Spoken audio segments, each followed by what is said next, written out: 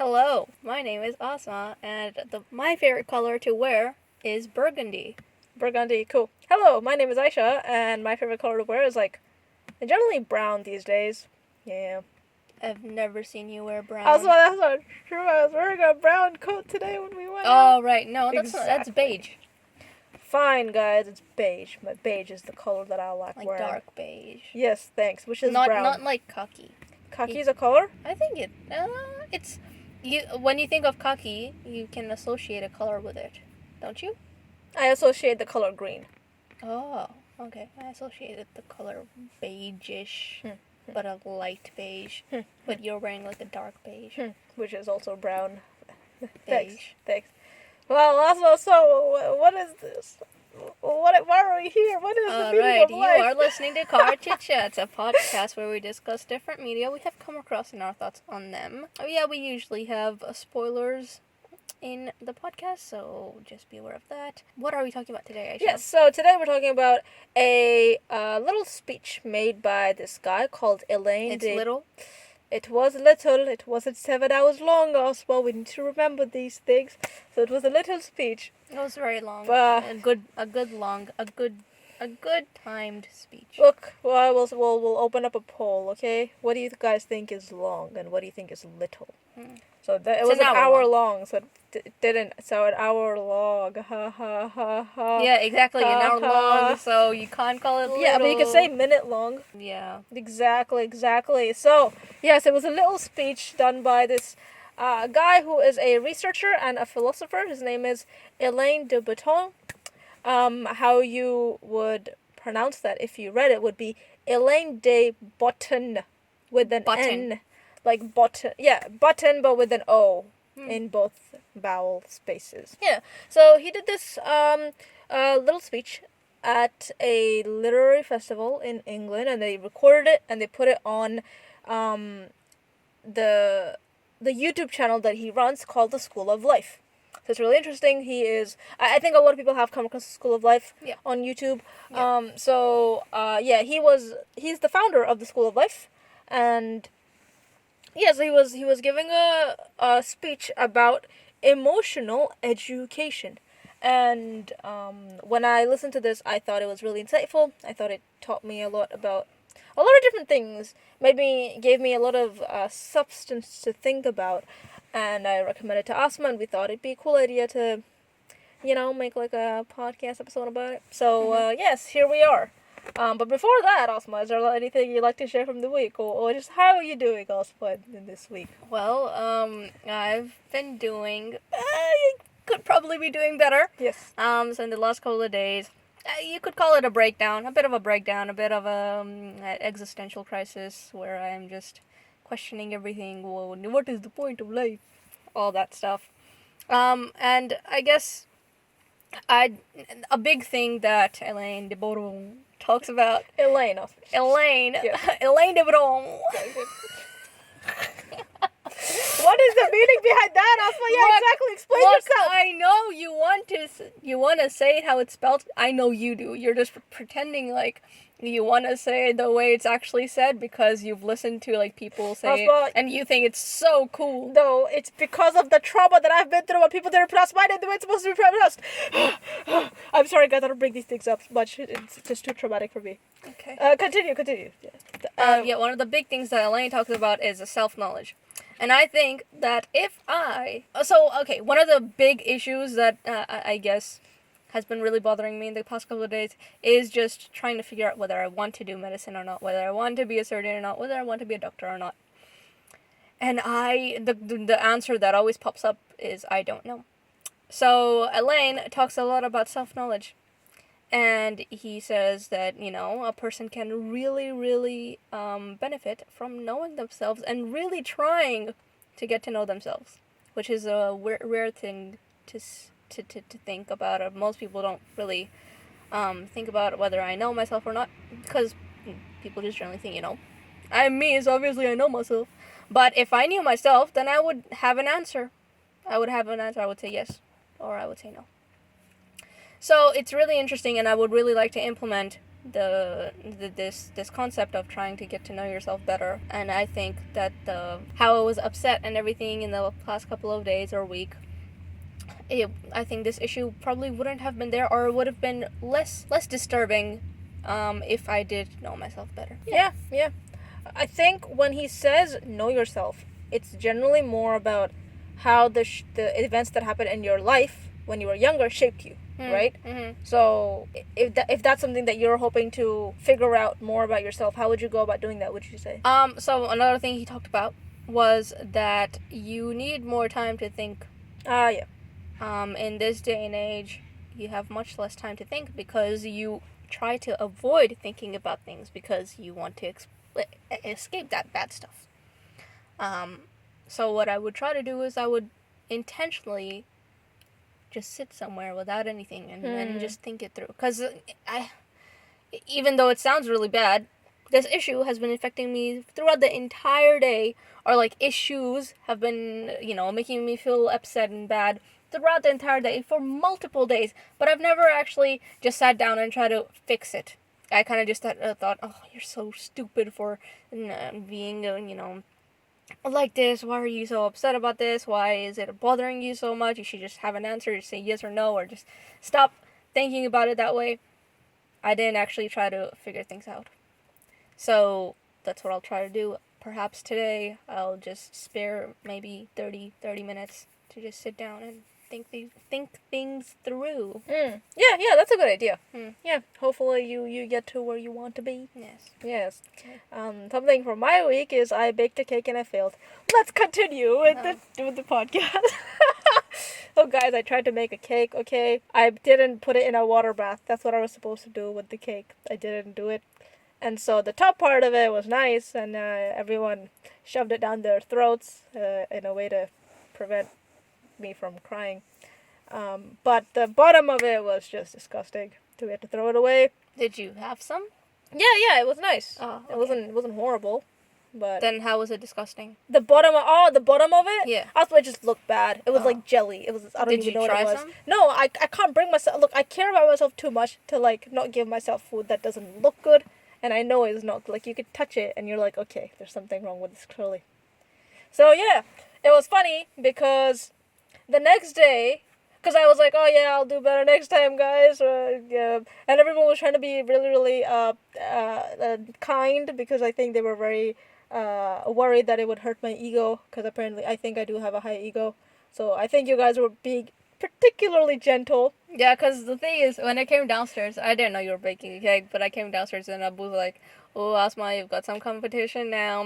Someone's gonna make a better cake than yours. And I was like, well, I really don't care about that stuff. But, he said that, and I'm like, oh, I really do hope it ends up good. It's gonna hurt her so much.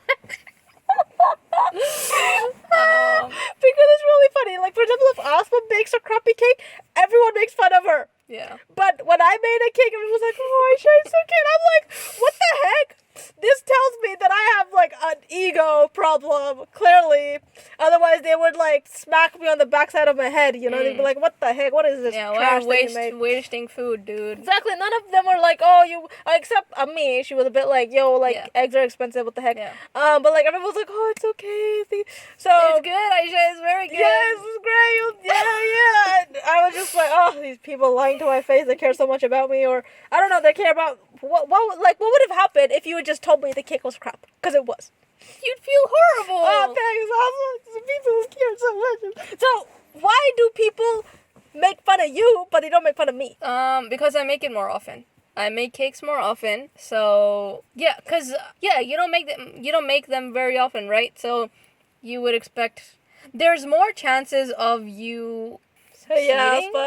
You're trying to... Exactly. No, I don't... honestly, I don't really know. Yeah, exactly. I feel like there is a bit of a... I think I have a bit of an ego problem. Or, like, I like to think I'm superior or something like that. So you guys probably like, oh, if we express to her that her cake actually is crap, she may blow at us or something. I don't know. I don't know what it was. But I just thought it was interesting. But it was funny because the next day, Abu brought cornflakes and he's like, oh yeah, I got you some special K or something like that. Mm-hmm. And I thought he said something like special cake. And I thought he said that he bought me cake mix to express how bad my cake was, so I could use the cake mix to make the cake. Mm-hmm. So I thought that was really funny, but then I realized that it was special cake, and I was like, ah, ha, ha, ha, ha, ha. Yeah, but it's really interesting though, because I feel like the way, there was a difference. Have you seen that in any other aspect though? I've seen it in the siblings. So, for example, when Ahmed made those cookies, we very, very blatantly made fun of him. Or maybe it was, oh crap, that was just me making fun of him. No, I wouldn't do that to him at all. Oh, that's it. I have a problem. No, maybe you're just more comfortable saying that kind of stuff. I'm not really comfortable saying that kind of stuff. But I think that's just me with everyone in general. Because I don't think it's a good thing either, because I honestly, seriously believe that it is not my business to tell people anything negative. So, even if I have a partner or something in the future and he gets his hair dyed and it, to me, doesn't look good, I would never say, this looks really bad on you. I would never give something like that. And I think it's kind of bad in that way, because you're not telling them the truth. You're not telling them how you feel. Like, a lot of people say something like, oh, this person is my best friend because she's always honest with me. She would always tell me if something looks good on me or if something doesn't look good on me. Yeah. I don't think I have ever been that person, and I don't think I will ever be that person. I just don't feel comfortable saying this kind of stuff. Yeah, I'm sure if you, for example, if you decide to have kids in the future, I'm sure they would appreciate that though. Being told? Not like, if, for example, they make cookies and they're black, and because they're burnt, I'm sure they would appreciate if you didn't go, what have you done? Yeah. What have you done? I think they would appreciate that. I think, like... Because people already know, don't they? Yeah, generally, yeah. People know. Like, for example, I knew the cake was bad. Yeah. I knew that the top wasn't that bad, so you were like, oh, it's nice. Abdul was like, it's nice. Abdullah was like, it's nice. Just being so gentle, like... yeah. Or... So, I guess there's good and bads to it. And if that's something that you feel you can't really change about yourself, then that's how it is. I probably could, but I really don't want to. Because if, for example, let's go back to the partner situation. That person dyed their hair and they came and, and they didn't express any negativity about it. And that means they like it. Yeah. And we're all so different. We're all such different people. If someone likes it, I don't like it, it's their life. Yeah. So there's also that factor that comes in where I just say, it's if they like it, that's them. If it's something about me, and they dislike it and I like it, then obviously I'm not gonna change it because I like it. Yeah, makes sense.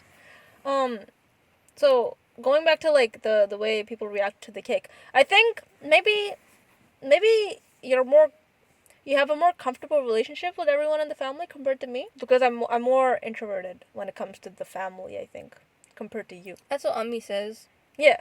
But I think you talk to everyone more though. Oh, compared to you. Oh, I talk to Abdullah more, I think. You talk to Abu more as well, I think. Oh, really? But maybe I feel like I do think if you made a bad cake, they would be comfortable. Like, you wouldn't mind at all, right? If they because I'd know. Yeah. I'd know it's bad. Yeah. But like my cake was pretty bad, but no one made fun of me for it. But they would make fun of you for it. So I'm just really curious, like, why is that there? So I thought maybe it's because of that, because maybe the relationship you have with the family is more sort of comfortable, like, I don't know what it is. I feel like there's something wrong with me. No, I honestly think it might be because I just make more cakes. If I make more cakes, a lot of the cakes I make are really, really good, right? And then when it doesn't happen, they're just like, what? Right. Why? Like, what? We know you can do better. Why did you do this? Whereas with you haven't made a lot of cakes. They don't know how good you are, and they don't know how bad you are either. So, this is the first time I don't know if it's the first time you've made cake, but this is the first time I can remember you've made the cake. Oh, yeah. And I don't think they want to judge based off of just this cake. Yes. So they're just like, yeah. But they know my potential. Yes. And so when I don't do well, there's like, what the heck? What is this? Yep. Makes sense. Okay, cool. So I don't have an ego problem. No. And it's not like people are afraid of me, that if they make fun of me, then I'll like be upset and wreck the house and stuff. No, I don't think that. Okay. No. Cool. But yes, I need to look into myself. Try to figure out if I have an ego problem. I don't even know what ego means. Like, what does that mean? Okay, use a different word then. Thinking very highly of myself, I think, is what ego is. So if you know, for example, if you're walking down the street and you slip and fall, that's gonna, because you think highly of yourself, everyone's gonna think you're a loser at that second. So it'll hurt your ego. I think that's what it is. Okay. Yes. Now, yes, I might be completely wrong. Anyway, so let's go on to emotional education. So, how have we decided to talk about this also? Well, we have divided. So he talks about a bunch of things, but we have decided to divide the entire speech into 3 main themes. So that's society, relationships or friendships, and then the last one is self-knowledge or knowing yourself. So we'll start with society and some of the concepts that he has talked about society. Would you like to talk about the first one, Ayesha? Okay, so something that Elaine talks about is the concept of job snobbery, where basically, so there's a very major concept in today's day and age, where when a person will ask you, what do you do? When you tell them, they will base their whole perception of who you are on that one thing. Yep. And this is a really, really prevalent thing in our society, and it's not it's not a good thing in our society, because what it does is, you're able to categorize people into very sort of specific sections. Yeah. Someone tells you they're a doctor, you immediately have respect for them. They may be the most horrible person in the world, but you have respect because they're a doctor. Okay, fine. And they might have, for example, they might have become a doctor through a really, bad university that actually isn't accredited or anything, and they just call themselves a doctor. Yeah. So. Yeah, or they got a degree. They purchased a degree or something like that, and so it's just in the name. It's not. They're not actually a doctor. But nonetheless, doctor. Okay, you will have a high regard for them, massive respect for them. While on the other hand, if someone tells you they work at Coles or McDonald's, you will not have a lot of respect for them. And this is just based off of their job title. It's not based off of the sort of hardships they have gone through in life. Maybe the person is working at McDonald's because they have to feed their family because their father died, something like that. And maybe they were actually studying medicine, but then their father died and they had to, bail that and support. You never know. So, it's this issue that we have. There's a problem in society where we base a lot of our, we tie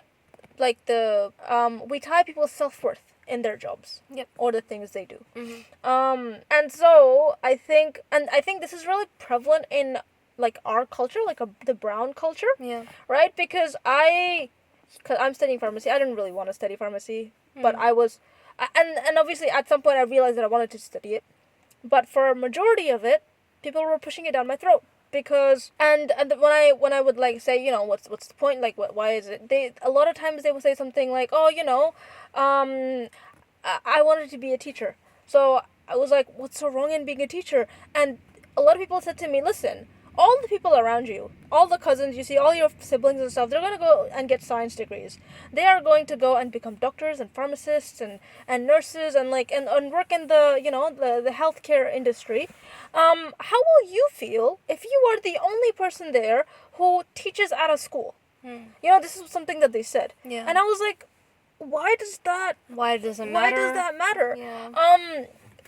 And so from that perspective, you can see that a lot of sort of that respect, self-worth, dignity is tied to the job title, the career. Yeah. Yeah. And this is something that I have realized as a fault in myself, because when I'm at work, there are some girls at work that I talk to occasionally because, we work together. And I don't know what they study. And every time I see them, I'm like, okay, today I'm going to ask them what they study. But I'm never able to, just because I feel like it's not really a worthwhile question, or I'm like, I don't know why I don't feel comfortable asking them this question, but I can't bring myself to ask this question.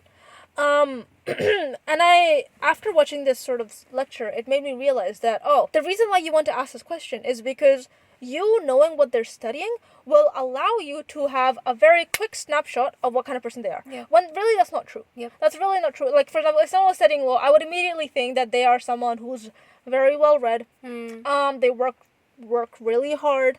They must be good at speaking. They they did a lot of like hard classes in school. I would assume all these, but none of them have to be true. So yeah, it was really interesting to listen to the talk and then realize within myself that the reason why I was trying to figure out what they're studying is because, yeah. So it was interesting. Yeah. Okay, so yeah, just building onto that, he said to prevent this from happening. When someone asks you, "What do you do?" or a question related to that, you shouldn't talk about your career. You shouldn't reply with what you do in terms of your job. But you should actually, he said that you should reply by telling them something negative about yourself, right? Or something you regret, something you're ashamed of. Yeah. Why do you think he said that? I don't know if I completely agree with that, though. Okay, so he had a basis, obviously. He said that, for example, most people, when they ask you what do you do, it's when they're trying to develop a friendship or start a new relationship in some way or form, because they want to get to know you, obviously.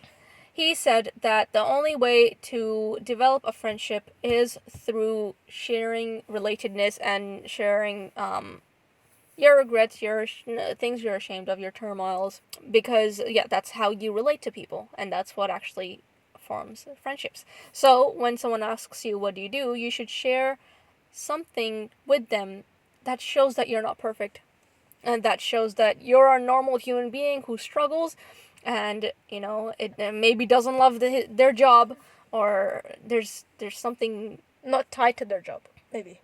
Yeah. That they're not tied to their job. No, I think so. I don't think it's like that someone asks you what do you do and you respond with I ran over my cat yesterday, so this is my life. No, I don't think he's saying that. I think he's saying when you meet someone and when you initiate the conversation, you should ask them, so what is something that you're ashamed of, something that you're sad about. But then honestly, I don't think it's sustainable to do that sort of thing, because no one's gonna, like, when you meet them for the first time, I don't think there aren't many people out there that are actually going to just really immediately go, oh yeah, I'll tell you my deepest regrets. Yeah. No one's gonna do that. No. I think the minimalists, so like these other people I follow, what they sort of expressed as a strategy was something that appealed more to me. So for example, when someone asks you what you do, don't tell them about where you work. Tell them some other fact about you. So for example, if you ask me, what do you do?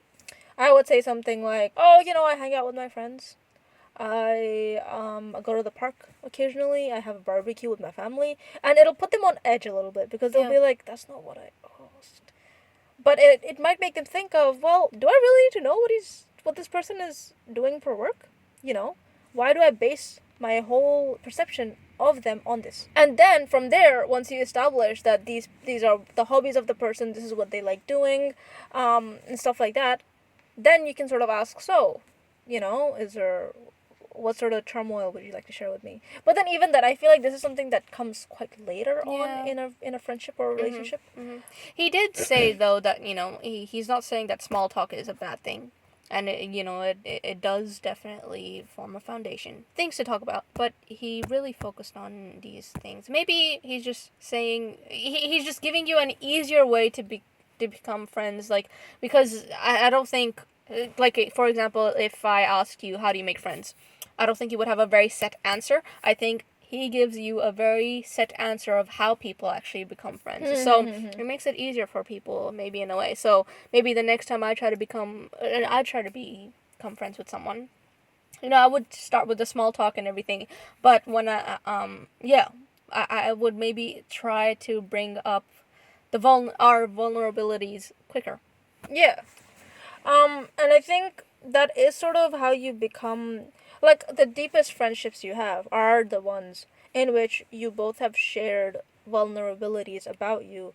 But it's not easy to get to that stage. Yeah. First of all. Second of all, do you really want to, like, this is something that, do you really want to be at that stage with a lot of people in your life? Because I'm relatively happy with, like, the very small amount of friends I have. I don't really want to share all my laments with a lot of people. I don't really want those deep friendships as much, I think, at least. I'm happy with the 4 friends I have, I would say. Yeah. So it's like, I think he was just trying to express to us that you will not get respect, care from people if you try to become friends with them by being rich or having like a really big job or a cool job or being cool. You will develop real friendships if you are vulnerable and you express to people, the ways in which you suffer, because everyone suffers and everyone likes being related in that way, I would say. Yeah, well, okay. If we compare this to school, or if we put this concept to the test at school, for me, I think spreading the negativity in order to relate with people was the worst thing I could do. Yeah, it made me feel so much worse than I would originally be feeling. Like, for example, I have a test the next day or have an exam the next day. I come and sit with a bunch of my friends. They're all saying, oh, I watched so much Netflix yesterday. I didn't study at all. And another person was like, oh yeah, I just studied the entire night and I didn't get any sleep, and all that so much negative things, but they're all like, yeah, ha ha ha, it's so funny, they're all relating and everything, we're all such losers and jerks, they're relating in all that stuff, and they're forming friendships that way. There definitely are. I can see that while I'm sitting there in that group, I can see that they're relating to each other more, they're building more connections with each other than I am with them. But I preferred it that way because I didn't want to dive into that negativity. Maybe, I guess, so I agree with the concept, relating to each other and, maybe diving into that vulnerability and negativity helps build friendship, but do you really need that friendship?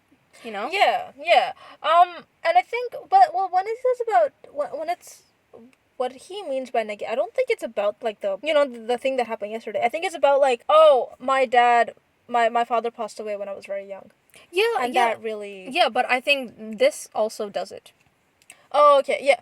Even small things. There are also things that help build friendships. Yeah, but, I mean, I agree with you. I don't really like doing it as well. I don't think it's productive, I guess you could say. It doesn't help me become a better person. It just helps me feel more validated about the ways I haven't been good. Or achieved my full potential as I would have liked to. Yeah. So yeah, it's a bit. I agree with what he says, but it's a bit hard to implement it, I would say, maybe. Or I don't really want to implement it. Yeah. So okay. So maybe a conclusion we can come to with this is that you need to think about your goal.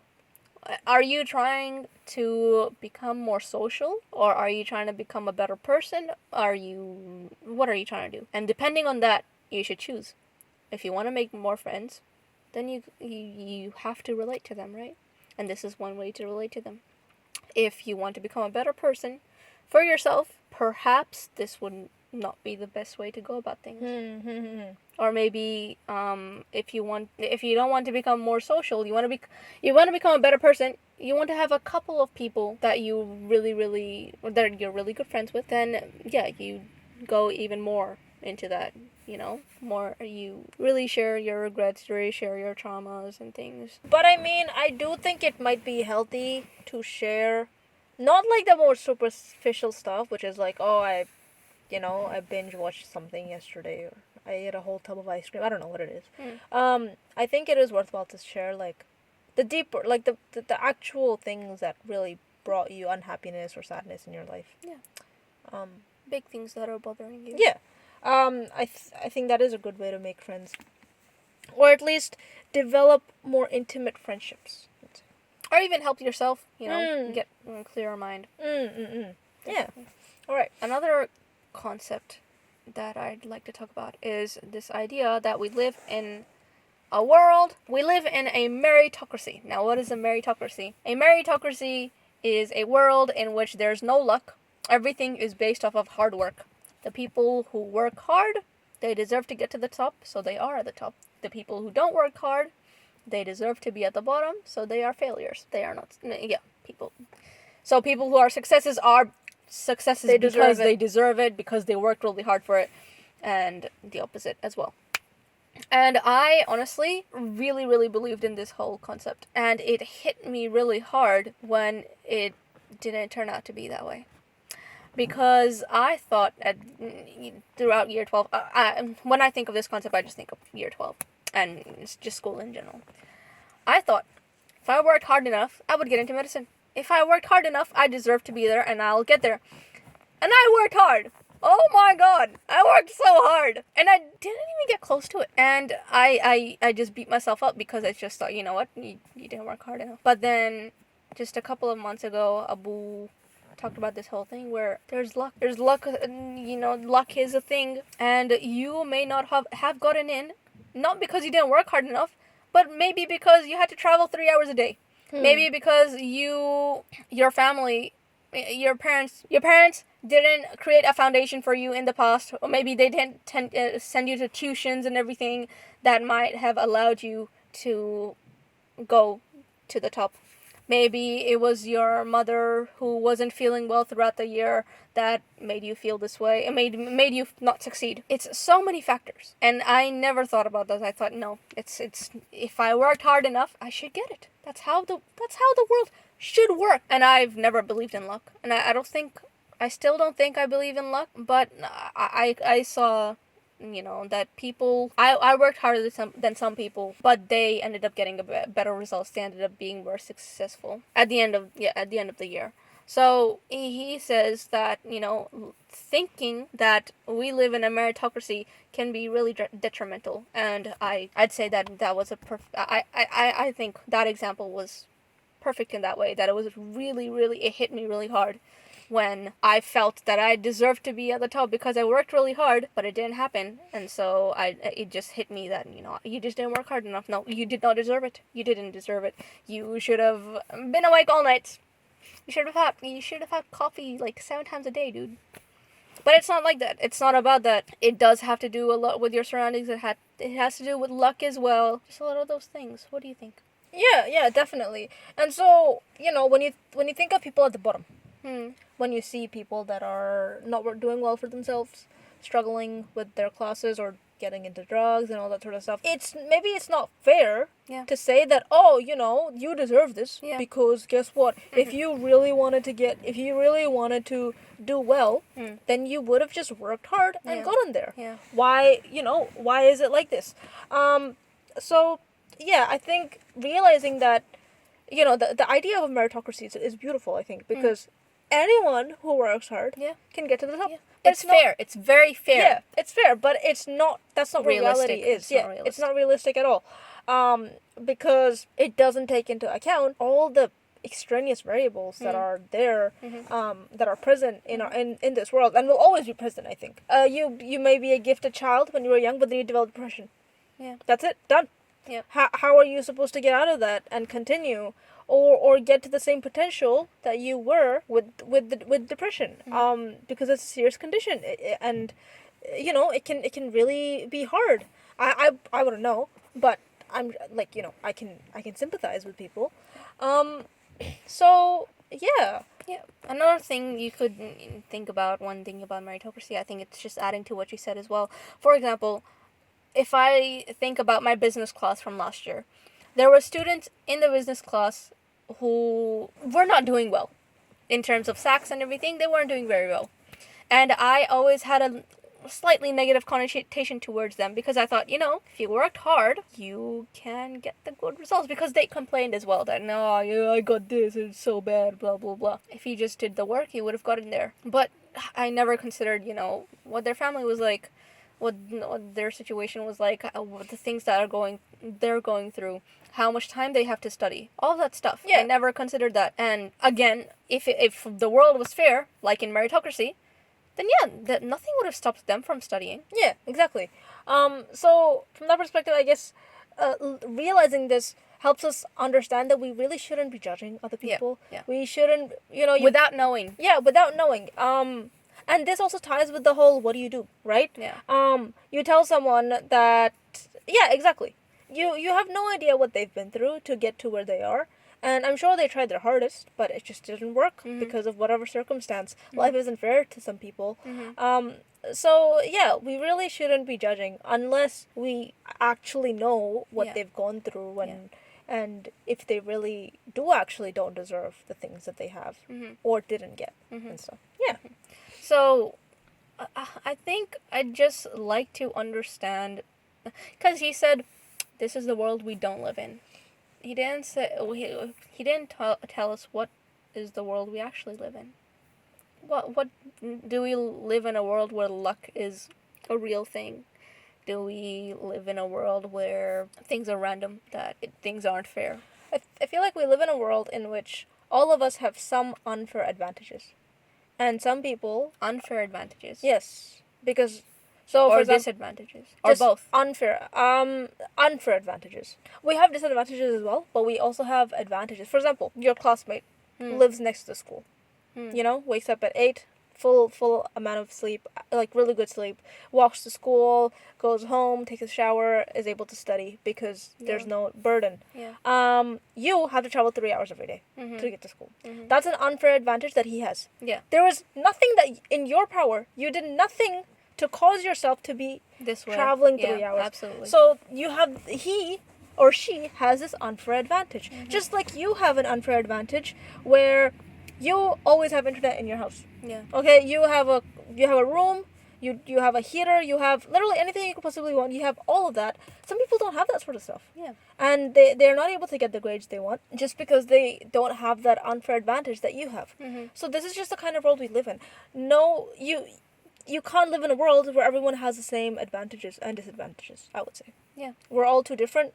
There's different socioeconomic classes. And I think, not that I know that much about, like, Marxism or communism and where everyone gets the equal stuff. I don't think even there, having a society like that does not allow you to have a similar thing to everyone else. Also, we live in a world, competition is a very prevalent thing in the world and will always be, I think. And that will always put some people at an advantage and some people at a disadvantage, I think. How? So, isn't competition fair? The people who do the most, who are able to do the best, go to the top. Yeah, but then why are they able to do the best? Because maybe they have certain things that allow them to do the best. If anyone you talk to has the same goal of wanting to get into medicine, right? Anyone who wants to get into medicine has the same goal of wanting to get into medicine. It's the thing is that they do differently, maybe through their things that are in control of them, or as well as things that are not in control of them. For example, how much money they have to get tuitions or they get study for UCAT and stuff like that, right? These are all things that they have. So different people have unfair advantages, and so they're able to succeed in this competition because they have these things. Okay, I think a lot of the unfair advantages, particularly some of the ones you have mentioned, quite a few of them have to do with money, I think. Rich people, do you think, have a bit more of those unfair advantages? Definitely. I would say. It doesn't mean they don't have any unfair disadvantages. Yeah. Then, some people might have mental illnesses, traumatic experiences and everything. But maybe one of the ways to have those... Because, okay, we've accepted that the world isn't fair, right? In order to live a better life, you would want to have more of those unfair advantages, right? Because you'll get more of what you want. And maybe that's where money is an important factor. Yeah. I could say, yeah. Like, for example, I don't think we'd be here because of because of the unfair advantages that Abu had, where our grandfather had the money to spend it and to send him to America, right? Maybe a lot of Abu's friends wanted to do the same thing. They would want to go to America to study, but their fathers or their guardians didn't have the money. So in that way, money really, really had a huge impact on all of us. So maybe we should strive to be more rich. Actually, no. We should strive to manage our money better. Because that's something that everyone can achieve. Not everyone can achieve being rich. Not everyone can achieve being in a job that pays a lot of money. But everyone can learn how to manage their money so that they spend it less. No, you can't. Well, yeah, maybe in Australia, that's true. It's not applicable throughout the entire world. Yeah, so. that is true. And, some people, the amount they make is so less that they're not actually able to manage it. But what can you do for those people? You can't encourage them to get more high-paying jobs. They would do that if they could, yeah, right? Yeah, exactly. They would if they could. Okay, yeah. If we just look at Australia then, managing money, it's something that could give you a lot of unfair advantages. Yes? Allow you to benefit from society. Yeah, okay. Well, Ayesha, you manage money really well. I don't manage that well, but yes, you manage it really well. Fine. Oh, Ayesha manages money so well, guys. You guys should really ask her how she does it. So, can you give us some pointers, please? No, it's just a very long, big plan. Yeah, we just have to... how much time do we have? No, okay. Look, you just spend less. Follow the 20, 30, 50 rule, okay? And give yourself different... So, the 20, 30, 50 rule is 50% of your salary you use to spend on important things. 30% of it you use on the things you really want to, like clothes, nice restaurants, whatever. 20% of it you put aside in savings. Yeah. And you just keep on doing that, day in, day out. What I did instead was 50% I put in my savings. Yeah. 20% I put aside to enjoy. 30% I put aside for whatever. Yeah.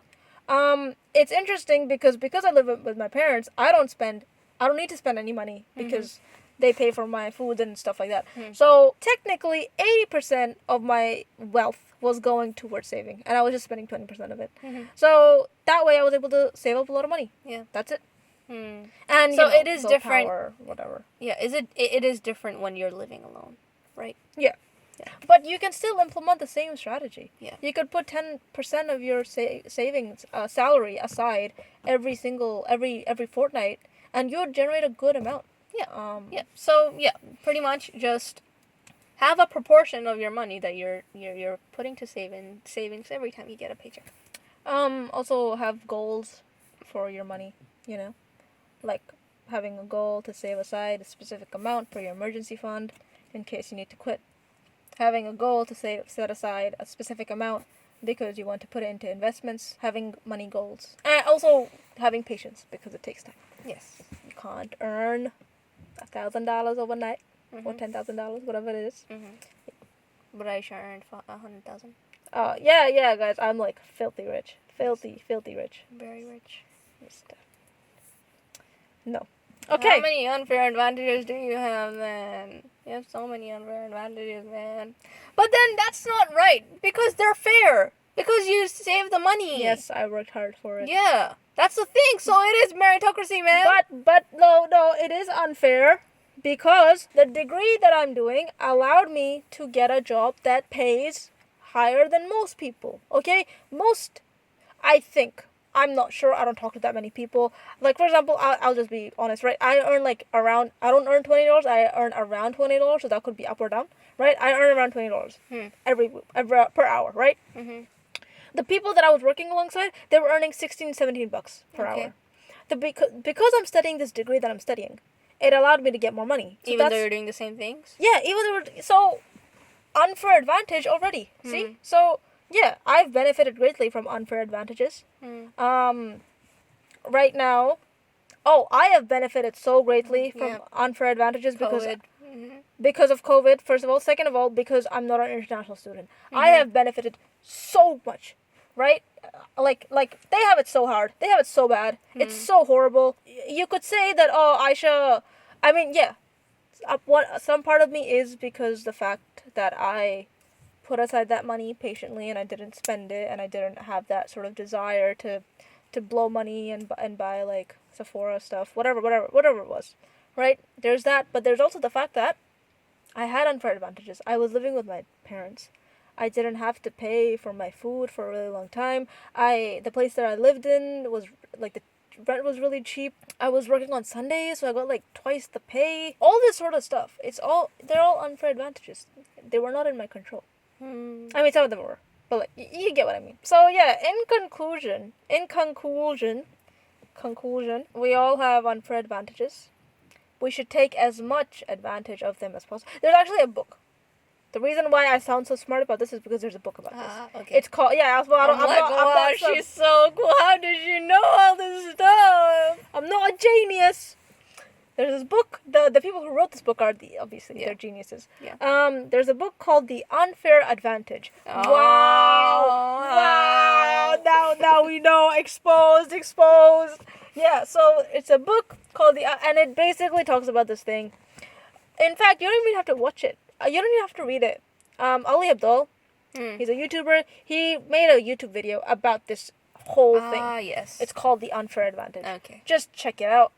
Like it's so easy. I don't know how long it is, but it'll give you all the answers. So basically, the whole idea of that book is, I haven't read it. The whole idea of that book is we all have unfair advantages. We need to clutch onto them as tightly as we can and use it to build our success, our pathway for life. Yeah. And no matter what situation you're in, you will have one of these. You will I think the way they've written the book, they have really thought about the different. I hope they did. I think there is for a lot of different categories, there must be one thing you can latch onto and use it to build your life. So yeah, check it out. We'll put a link for the YouTube video in the show notes so you can check it out. So essentially, that's what it would be. Essentially, the text is look, it's addictive. Okay. Yes, thanks, Asma. Essentially, the taxes. Okay. So, yeah, basically, what I'm trying to say is we don't live in a meritocracy. We don't live in a fair world, but we all have unfair advantages that allow us to do well for ourselves. And if we take advantages of these unfair advantages, then I'm not saying everything will be good. Yeah, but that's one way to try and get to that success. Yes. And how you define success. Whatever that is. Yeah. Just another thing though, because when I think if you asked someone and you asked someone if you could make the world more fair, would you do so? If you had the opportunity to make the world more fair, would you do so?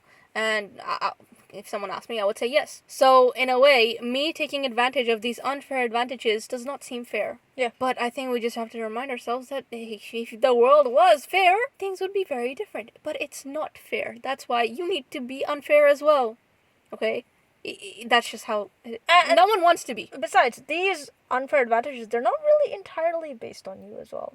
They're based on the way you grew up. They're based on how you were treated when you were younger. If you could control it. Yeah. If you could control it, then that'd be great. But you can't. You can't control it. So, and you do want things. You want to be successful in life. And everyone has some sort of unfair advantage. So it's not completely unfair either. Yeah, that's right. It's not completely unfair. And maybe it'll allow you to maybe appreciate the world a bit more. Because, yeah, we don't live in the best world, okay? Some people that are in power just keep on getting more in power. But people that are suffering just suffer more.